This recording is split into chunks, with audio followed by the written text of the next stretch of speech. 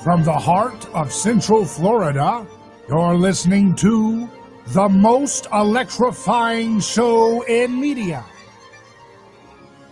A Neighbor's Choice.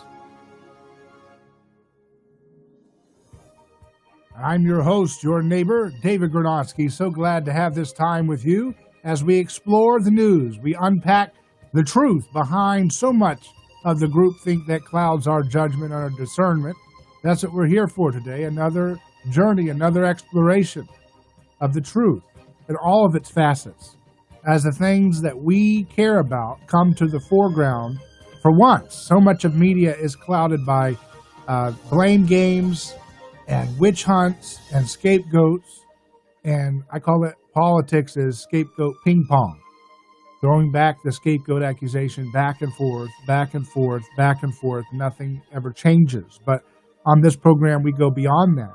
We do deal with politics, we deal with culture, we deal with economics, but we also want to deal with facts and the latest in science to empower our lives as it pertains to our well-being. We see this as a holistic mission that we have involved with us. And so one of the things that I talk a lot about is the power of challenging the groupthink of medicine, challenging the outdated information about nutrition, and looking to pioneers, to Galileos who are doing great things to empower our health. We wouldn't have to fight tooth and nail over the politics of healthcare if perhaps we would step back, rethink the groupthink foundations that we've been assuming are the only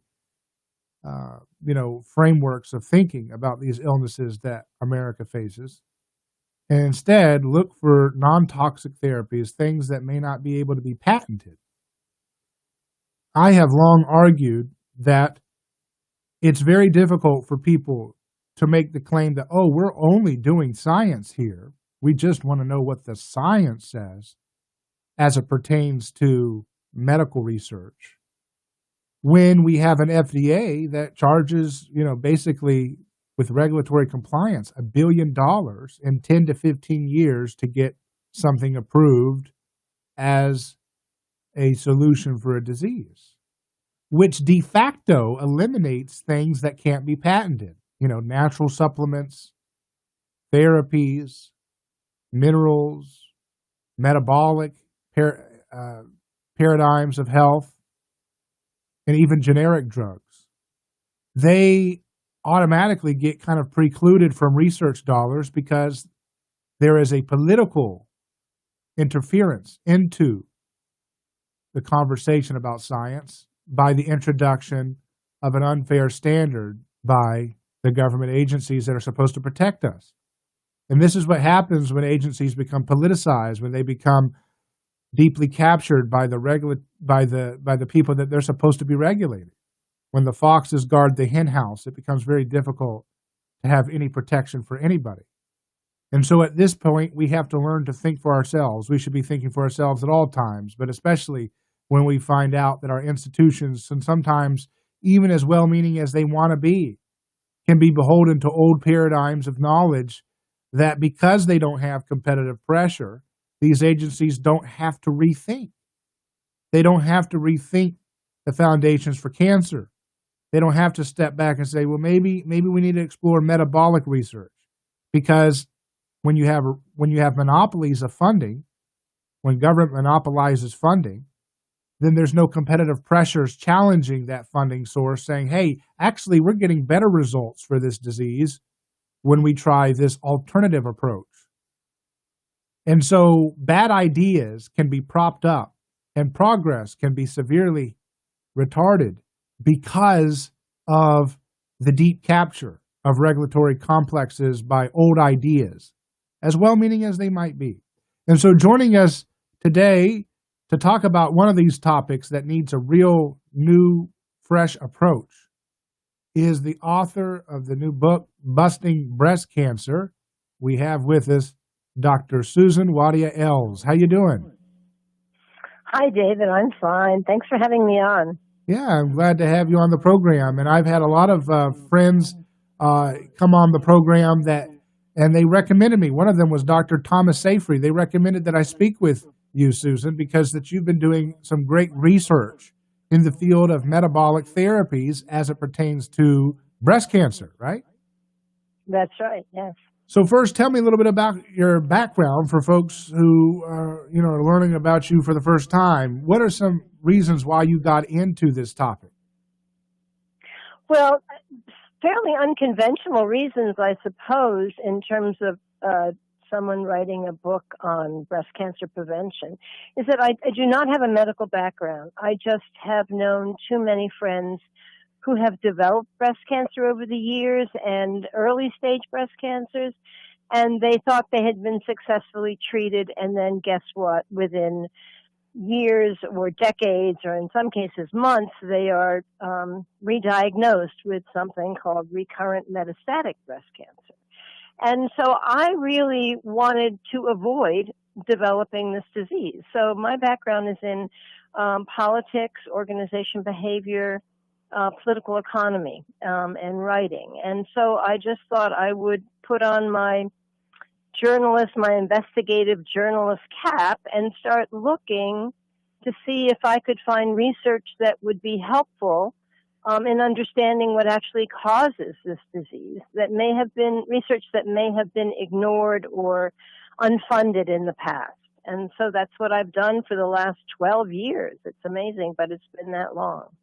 Now, in your book, you point out that we need to end the muffled fact that possibly 40% of U.S. women now develop deadly metastatic breast cancer within months, years, or decades of being successfully treated for early stage breast cancer. Can you give some information about this statistic? Sure, and this may be the most incendiary, shocking piece of information in this whole book.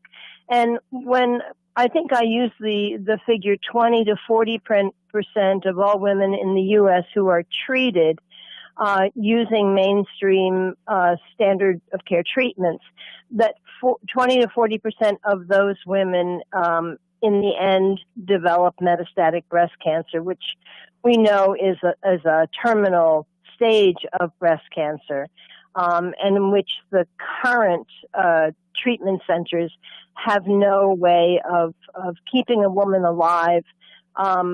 Let's just say it guarantees every woman, unfortunately, an early death sentence. Mm-hmm. So it's a figure that we don't have any.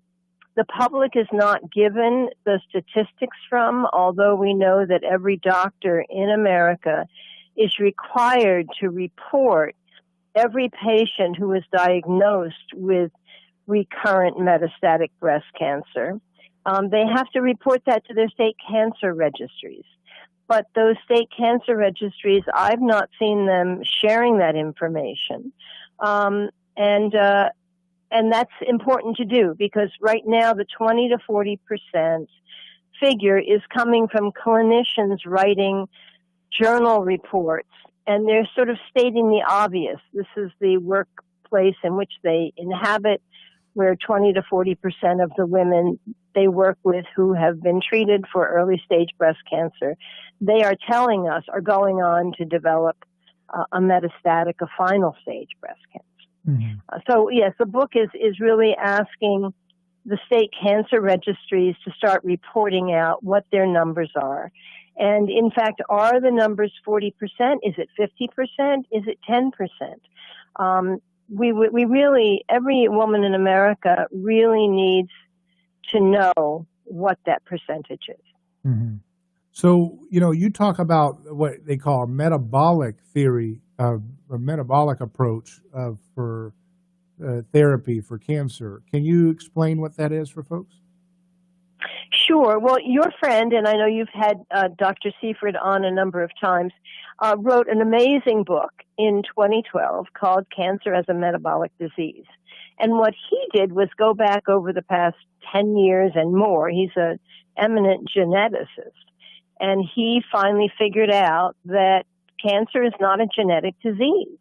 And he uncovered a variety of studies that show every step of the metabolic development of every cancer cell. And he put them together in a fairly amazing book that was published by John Wiley and Sons out of New York, which is sort of the preeminent scientific technical publisher. And so physicians and others who understand biochemistry, who really want to get into the weeds of understanding what starts that first breast cancer cell, would do well to read his book. And so then what I did was try and translate that theory into everyday language. And the one other book that people who are interested in learning more about the metabolic theory behind every cancer cell is Travis Christofferson's Tripping Over the Truth. And that came out first in 2014, and then it was revised and brought back out in 2017.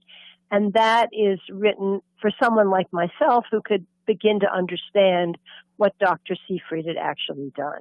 And so, as I described to people very quickly that the difference between understanding cancer as a genetic disease versus cancer as a metabolic disease has to do with who's calling the shots, what piece of that cell, what piece of our biology in, let's say, a breast cancer cell is calling the shots and saying, okay, this has now happened, cancer is now going to begin.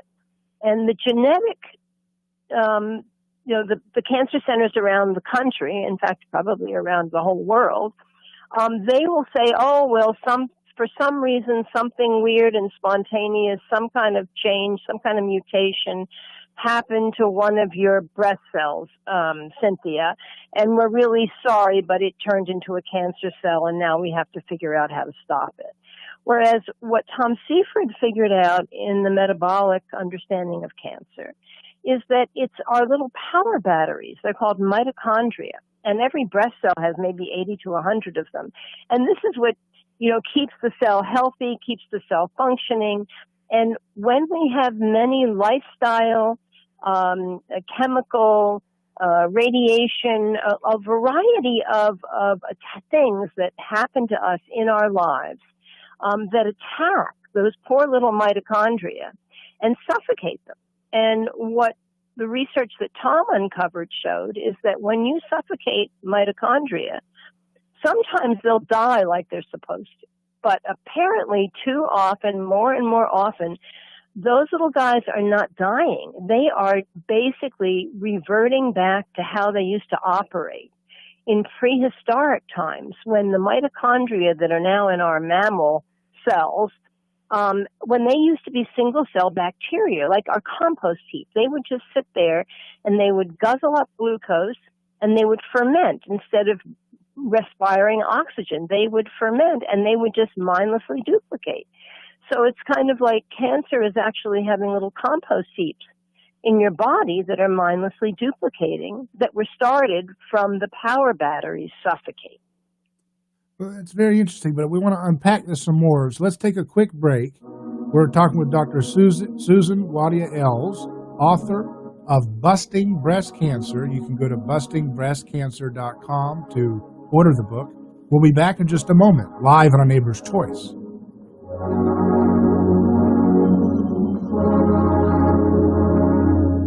David Gronowski here. Let me tell you about a man named Gabriel. Every day, Gabriel puts on his boots and drives across America to make sure our store shelves stay stocked with the food people count on. See, Gabriel served our country overseas.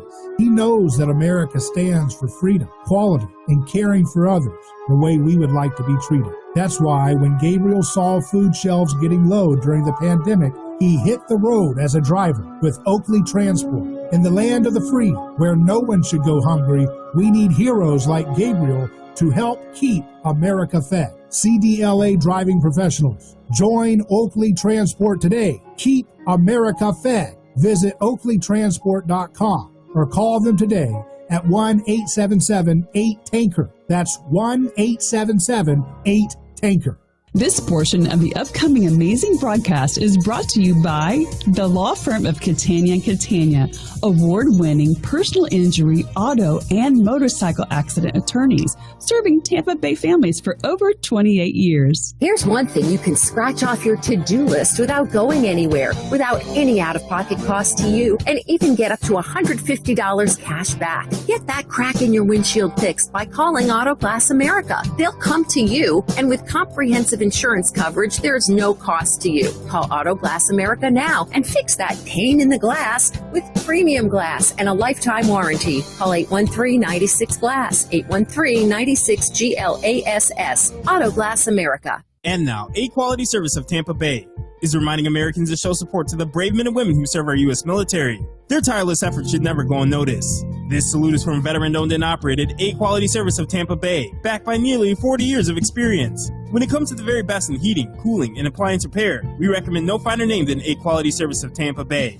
And call 813-962-0818. That's 813-962-0818. That's A Quality Service of Tampa Bay, proudly suiting our troops and veterans, their people who care. Come to the forest. It's a place not so far away where you don't have to mow the lawn or babysit. Ask your parents to take you to where the other you lives. But first, stop by discovertheforest.org, brought to you by the U.S. Forest Service and the Ad Council. Our monetary system is failing. Negative interest rates, growing debt, highly speculative market, and the dollar is being devalued by the Fed. Investing your wealth has never been more challenging. Who wants to earn just 1% interest annually in a savings account? There is another option, monetary metals. They pay interest on gold in gold, with no storage costs ever. Visit interestongold.com/David. That's interestongold.com/David.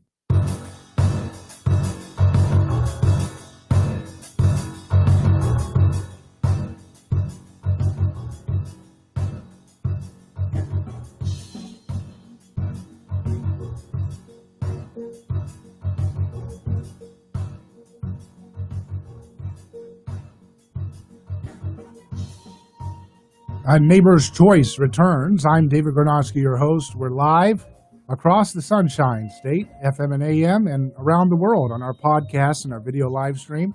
Our website, aneighborschoice.com. If you miss any episode or want to go back and watch one again, you can do so at aneighborschoice.com. And we're talking about the big problem of breast cancer and what can be done to prevent it. The science that's coming out that's changing people's perspectives on how to treat it. And to do so, we have Dr. Susan Wadia-Ells with us, who's got the new book out called Busting Breast Cancer.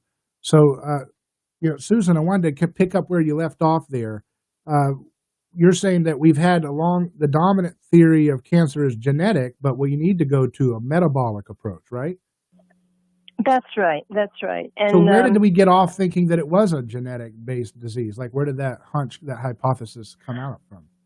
Well, from what I've read, and others may have different opinions, it happened apparently in the 50s or 60s when the whole genome project was just before it began, and the discovery of the shape of DNA and everything seemed to be answered by the DNA. The DNA was the end all and be all.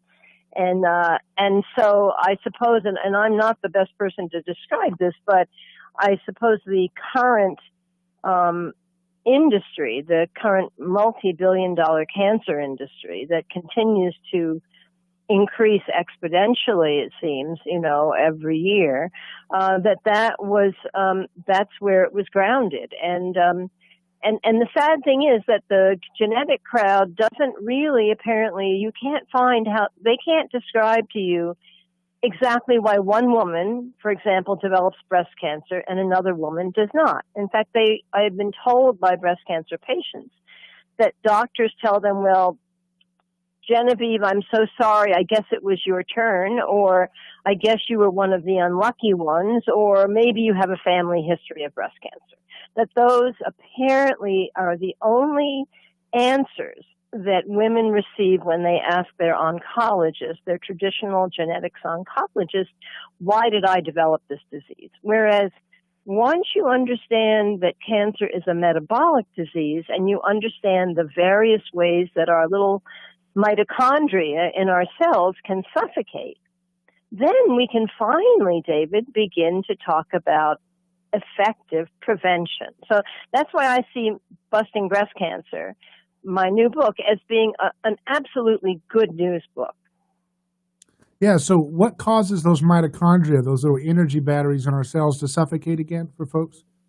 Well, they call it the oncogenetic paradox, that Dr. Seifrid's book has now, solved that paradox. But the genetic people will tell you, well, isn't it interesting? There are at least 7 things that cause cancer. How can 7 different things cause the same disease? And it turns out that all of those 7 causes help suffocate the mitochondria. And those 7 causes have everything from radiation, and usually women get most radiation from medical radiation. So it's radiation that causes it. It's a variety of chemicals that we find in our food, in our water, in our air, in our personal cosmetics, and so it's chemicals. It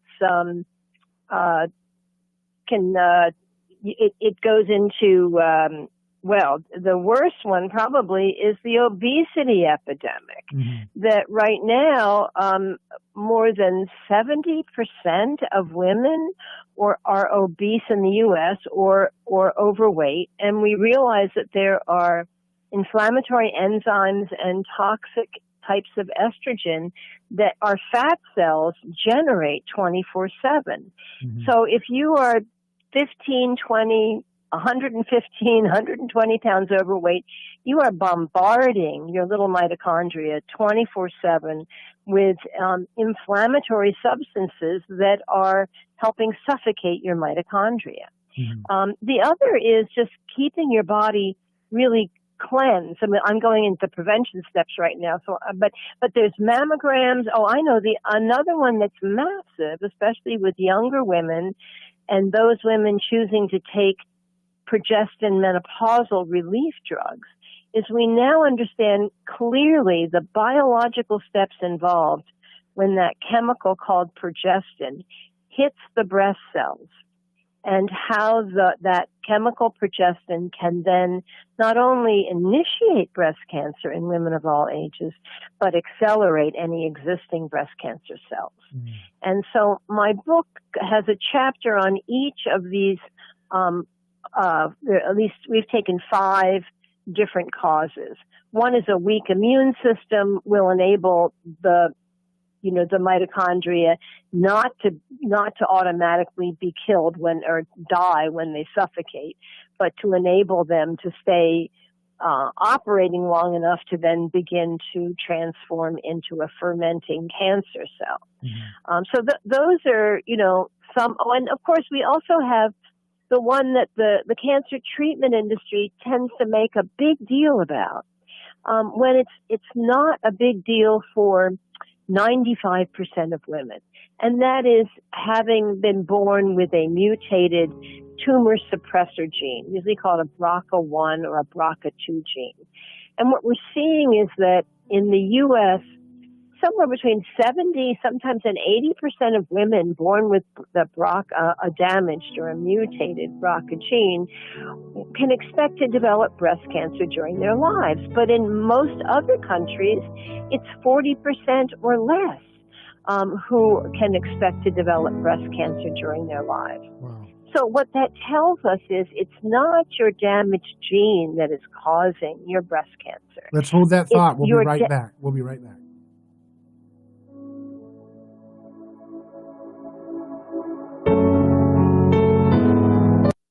Ronald Reagan will turn over in his grave if he saw what's going on today. Crazy things are happening. You cannot be afraid. You've got to stand up for what you believe is right. But one thing is for sure. You can't trust anybody. For talk, news, and information, you can count on us. Enough is enough. I mean, I almost blew a gasket. Good for the country. I know what I'm talking about. A lot of wackos out there. Your connection to talk about it. The all-new News Talk 1040. WHB. In Louisville, a grand jury handing up an indictment of a fired police officer with 3 counts of wanton endangerment in connection with the shooting death of Breonna Taylor. Officers fired into her apartment while executing a no-knock warrant in March. Officer Brett Hankinson charged for firing his gun into neighbors' apartments, not for Taylor's death. ABC News Chief Legal Affairs anchor Dan Abrams on that decision. It seems that the grand jury believed that regardless of whether this was a good warrant and whether it was a warrant that should have been executed, they had a legal right to be there. And when they were fired upon, they responded. Demonstrators are out right now, marching so far peacefully with a few arrests taking place. A curfew goes into effect tonight. Outside the Supreme Court, a public viewing today for Justice Ruth Bader Ginsburg, her flag-draped casket making the final journey to the steps of the nation's highest court. Ginsburg will lie in state Friday in the U.S. Capitol. Michelle Franzen, ABC News.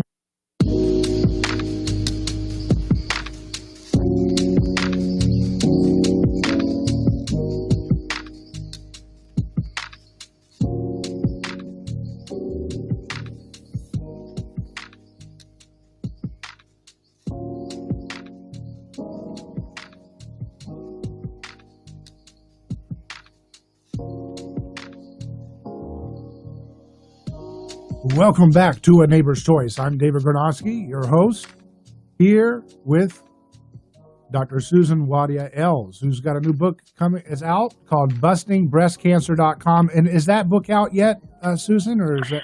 Well, we're going to start shipping.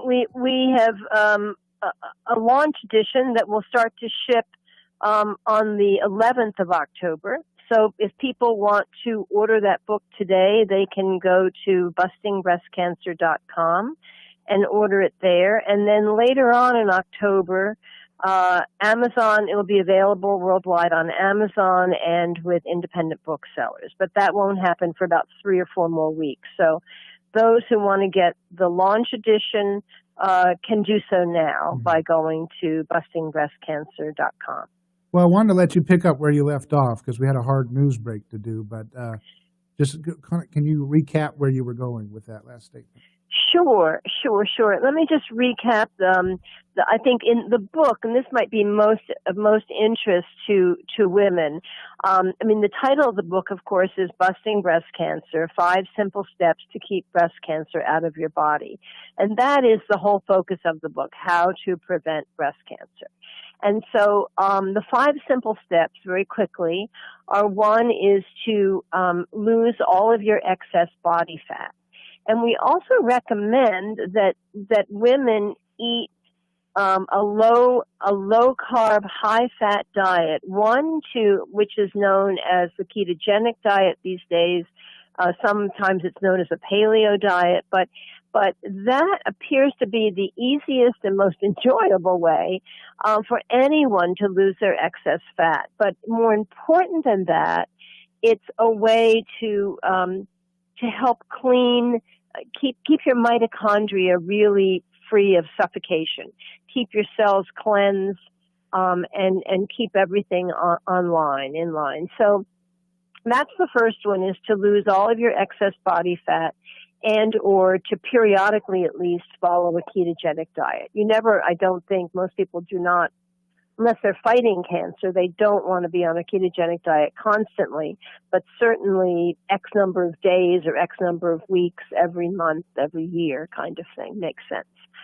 The second prevention step is really the easiest, and maybe even the most effective, and that is to keep your vitamin D3 blood levels at 60, and that's in 60 nanograms per milliliter. So too often doctors even will say, "Oh, Jennifer, take 1,000, IUs of D3 a day, you'll be fine."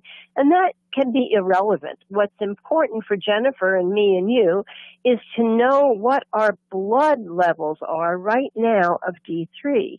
So if you're at a 9 and I'm at a 60, 1,000 IUs of D3 a day is not going to get you very far if you're trying to quickly reach 60. So it's really important to understand how to raise your G3 blood levels above 60. And one of the reasons it's so high above 60, because many diseases, they say you don't have to be anywhere more than 30 or 40, is that many breast tumors grow very quickly. And younger women will be the first to tell you that. And so that's why the vitamin D3 in the blood keeps your internal communication system connecting with your immune cells really, really at a high level, so that you really are there to protect yourself. And the third step is to avoid all birth control drugs and all progestin or combination menopausal relief drugs. And we talked about that in the earlier segment, that we now have research that came out in a very eminent research journal called Nature, came out in October 2010, and it talks about exactly, it describes most of the biological steps involved in how the birth control drugs and the menopausal progestin drugs create and accelerate breast cancer. And the fourth, I should say, is we're recommending that women avoid all mammograms. A national medical board in Switzerland has come out a few years ago with a massive recommendation of shutting down all mammogram clinics as soon as possible and banning the opening of all new ones. And that chapter goes into all of the research that has been ignored for years, and in some cases ridiculed. But it's solid research that really explains the intricacies of how and why mammograms are not useful. They're barbaric, and women should avoid them. We have so many new technologies now, as well as basic technologies that women, unfortunately, by government agencies and by the American Cancer Society, are being told to ignore. Mm-hmm. But women should, I'm afraid I have to say, women need to ignore what the American Cancer Society is telling us and much of what the National Cancer Institute is telling us, along with some of the most popular national breast cancer foundations, such as Susan G. Komen. They are all part and parcel, my research shows, of the mammoth, highly profitable cancer treatment industry. And mammograms are now absolutely the most important feeder system. Overtreating women, first overdiagnosing too many women, and then overtreating too many women, especially for these early stages of breast cancer, where in many cases waiting and watching and seeing that nothing is changing, many breast surgeons are now saying is the best tack to take. So that's an important chapter. And the fifth, as we've said, is to clean the insides of your brain and body every day. And next to vitamin D3, an hour of meditation every day. If people can somehow, people must find a way to do this, because the high cortisol levels, especially in our society now with everyone becoming much poorer, with the rich getting richer and COVID shutting down the economy, that people's tension, their fears, their cortisol hormone levels are huge, and those are therefore attacking their mitochondria and their breast cells 24/7. Mm-hmm. Yeah, it's just one of those things where it's so much upside down information that you're told, it's kind of hard to take it all in. How did you, for example, mammograms, that's something that's considered an essential thing you have to do, but you're suggesting it's problematic to do that? What I'm saying is that our corporate media in the United States, and that's like CNN, MSNBC, even National Public Radio, are not telling us all of the facts. They are, for whatever reasons, they are blocking all of this research. Probably 90% of the research in busting breast cancer has never been published in a U.S. newspaper. Mm-hmm. But yet this research is all peer-reviewed studies by top researchers around the world, as well as junior researchers around the world, who are discovering amazing new things about the causes of breast cancer and preventing breast cancer, and why and how cancer is a metabolic disease that can be prevented and can be effectively managed today in most cases. Yeah, it's just sad to see that there's so much misinformation out there. But how could so many people want to? I mean, they're not aware that they're wrong, right? They're just buying into groupthink. Because one of the things that we talk a lot about on this program is what we call Memetic Desire, which René Girard was an anthropologist who built an entire theory of social sciences with. And he said that human beings don't know what to desire; they desire what their neighbors desire. So they basically copy and borrow what other people think and do and what they perceive their desires being. And I have to hope that, that it's just a lot of mimesis, a lot of imitation that's going on with all this misinformation out there, especially in the media and in folks raising money to try to beat this disease, Right. And I think the most important thing anybody can do is turn off their television. I haven't had a television since the early 70s, I don't. And I realized that, yes, I've missed, a chunk of the American culture, but I also haven't been brainwashed by the mainstream media. So I had an open mind going into this to try and understand what everything meant. And for the first 5 years of my work, all I did was read statistical or epidemiological studies that said, I make fun, and this is a joke, but women who eat a ton of organic peanut butter never get breast cancer, and we found that women who don't like peanut butter always get breast cancer. So eat a lot of organic peanut butter. That's all those studies could tell women. Do this, don't do that, but we don't know why. And therefore, it was only in 2013 when I discovered Dr. Seyfried's 2012 book that I took a look at his biological description and realized that all of the statistical studies fit like a glove into his theory. It was fascinating, amazing. And so it's just taken me this long a time to put this into a book that, if I can understand it, believe me, any non-scientist can understand. So we know that sugar is a problem. What about the artificial sweeteners? Did you do any research on that as a contributing factor? Consumption of I'm probably not I'm probably not your best person to ask that question of.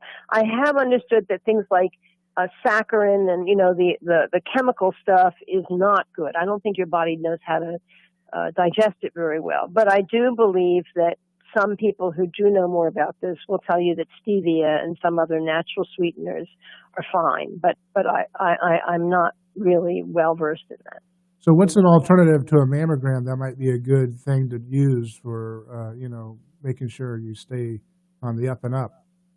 Yes, well, there are wonderful alternatives, and many of them. One is for women who are really serious about preventing cancer, not just seeing, do I have a tumor yet, but are like, how can I not get a tumor? How healthy is my breast tissue right now? For those women, they need to have a thermogram, hopefully every year, and there are two different kinds. One is infrared imaging, and the other is called regulation. And they will not necessarily identify every little tiny tumor in your body. What they identify, or not every identify slow-growing tumor, what they will identify is if you have inflamed breast tissue. And that can tell you, I better start doing some prevention steps here to get rid of inflammation. Because inflammation is the major cause of suffocating your mitochondria in your breast cells that then causes that first breast cancer cell.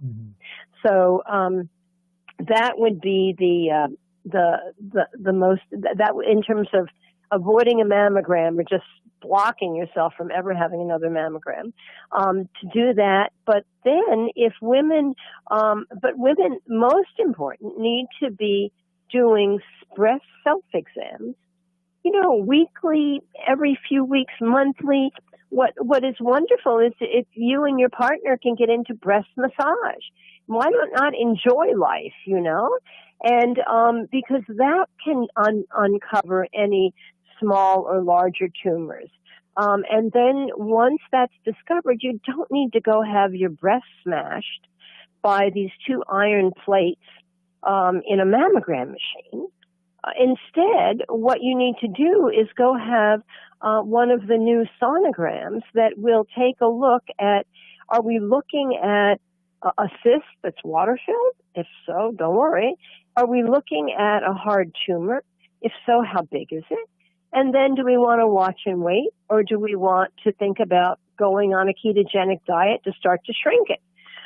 So there's no need for a mammogram anymore. And then, of course, the functional docs who are anti-mammograms as well, they will tell you, the functional oncologists, they are very happy about many of the new MRIs that are now available.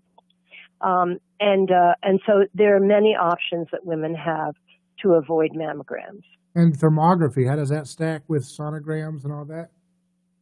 Well, thermography is not really, as I understand it, to screen for tumors. Mm-hmm. If you can look at thermography as a wonderful way to screen for breast inflammation, which is the first step in breast cancer.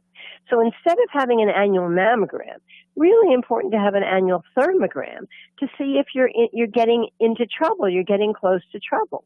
But the problem right now is the radiology industry will not allow the financing, will not allow government nor private health insurance providers to cover the cost of mammograms. Mm-hmm. Because they understand that once women start to have thermograms, and then once they start to use the self-exams again, and of course, also it's very important to have an annual clinical exam, and then turn to sonograms if anything substantive is found, there's no need for mammograms.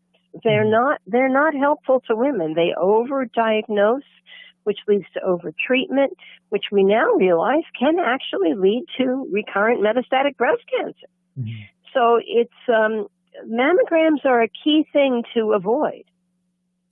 We're talking with Dr. Susan Wadia-Ells of BustingBreastCancer.com. You're listening to A Neighbor's Choice. We're going to take a quick break. We'll return with more because we want to learn about the ketogenic side of this whole equation for preventing breast cancer as we continue to unpack this big problem and hopefully, again, empower the listener with some information, of choices that they can make to be proactive and to be holistic in the way they treat their body. We'll be back in just a moment.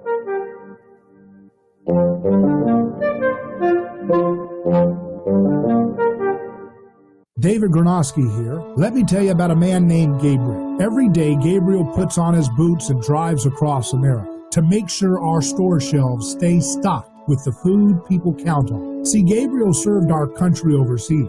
He knows that America stands for freedom, quality, and caring for others the way we would like to be treated. That's why when Gabriel saw food shelves getting low during the pandemic, he hit the road as a driver with Oakley Transport. In the land of the free, where no one should go hungry, we need heroes like Gabriel to help keep America fed. CDLA driving professionals. Join Oakley Transport today. Keep America fed. Visit OakleyTransport.com or call them today at 1-877-8-TANKER. That's 1-877-8-TANKER. A lawsuit is not something that anyone looks forward to. It's a stressful process. There are attorneys in Tampa Bay that keep clients well informed, creating less stress. That law firm is Ketogenic Diet. Personal injury law is defended with full disclosure. There is no guessing game. If it's an auto accident, medical malpractice, nursing home negligence, unsafe working conditions, or motorcycle accidents, the law firm of Ketogenic Diet will handle the process worry-free from start to finish. Many victims don't realize they have a claim for the loss until they talk to Ketogenic Diet. They only represent private individuals and treat every case as if it's going to trial. Putting families first is more than just a slogan. It's their way of practicing law. It's a commitment to you, Remember, they don't get paid if you don't get paid. So go to Catania.com. Over 28 years in practice. Catania, personal injury, auto, and motorcycle accident attorneys. Catania, putting families first. Office Tampa. Not attorney spokeswoman. Need a trusted hand sanitizer made in the USA? Physicians Group Hand Sanitizer reduces bacteria that can cause disease. Our liquid sanitizer is made of 75% ethanol alcohol. Our gel sanitizer is 70%. Neither requires soap or water. Simply cover all surfaces of your hands, then rub them together until dry. Our hand sanitizer comes in 2 to 16-ounce bottles and gallon jugs. Order now at easyhandsanitizer.com and receive 10% off all orders over $100. That's easyhandsanitizer.com. Our monetary system is failing. Negative interest rates, growing debt, highly speculative market, and the dollar is being devalued by the Fed. Investing your wealth has never been more challenging. Who wants to earn just 1% interest annually in a savings account? There is another option, monetary metals. They pay interest on gold in gold, with no storage costs ever. Visit interestongold.com/David. That's interestongold.com/David.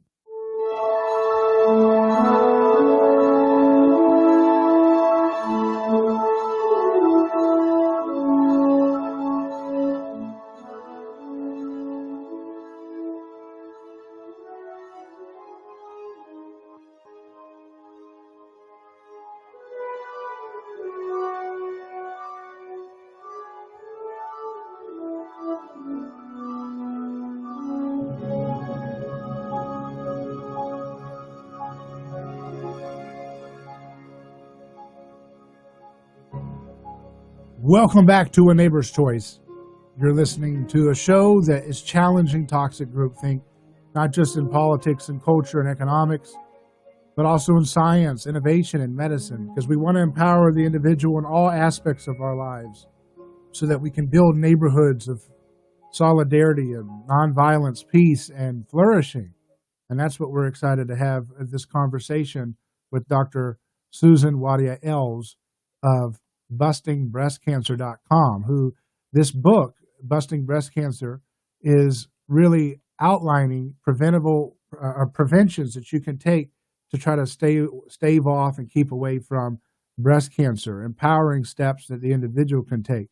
So, Dr. Susan, I wanted to pick up where we left. And I know you're a researcher, you're not a medical doctor, but you really got some good information here. What have you seen about the ketogenic diet? And, of course, I've had Dr. Thomas Seyfried on, but from your research standpoint, what did you see about ketosis and how it helps as a preventative for this type of cancer, according to the research? And what does that look like, the ketosis?